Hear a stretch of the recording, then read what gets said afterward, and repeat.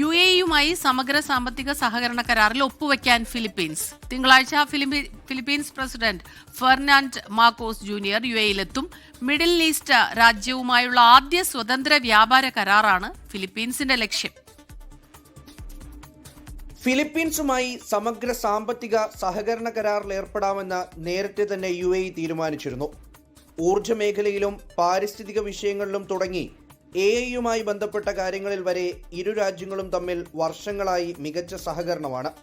സെപ കരാറിൽ ഏർപ്പെടുന്നതോടെ കൂടുതൽ മേഖലകളിലേക്ക് സഹകരണം വ്യാപിക്കും.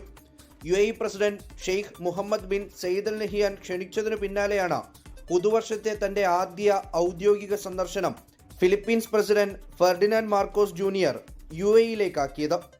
ഒരു മിഡിൽ ഈസ്റ്റ് രാജ്യവുമായി ആദ്യമായാണ് ഫിലിപ്പീൻസ് സ്വതന്ത്ര വ്യാപാര കരാറിൽ ഏർപ്പെടുന്നത്. ഫെർഡിനാൻഡ് മാർക്കോസ് തിങ്കളാഴ്ച UAE-യിലെത്തും.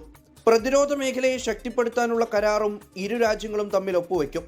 വിവിധ ടെക്നോളജികളുടെ കൈമാറ്റമാണ് കരാറിലൂടെ ലക്ഷ്യമിടുന്നത്. അബുദാബി സസ്റ്റൈനബിലിറ്റി വീക്കിലും ഫിലിപ്പീൻസ് പ്രസിഡന്റ് പങ്കെടുക്കും. GCC രാജ്യങ്ങളിൽ UAE-യാണ് ഫിലിപ്പീൻസിന്റെ ഏറ്റവും വലിയ വാണിജ്യ പങ്കാളി. 24 ദുബായ്. ലോകത്തെവിടെയായാലും ഏത് സമയത്തും 24 വാർത്തകളും ഓഗ്മെന്റഡ് റിയാലിറ്റി പാക്കേജുകളും എക്സ്പ്ലെയിനറുകളും വിശദമായി കാണാൻ ഞങ്ങളുടെ YouTube ചാനൽ നിങ്ങൾക്ക് സബ്സ്ക്രൈബ് ചെയ്യാം.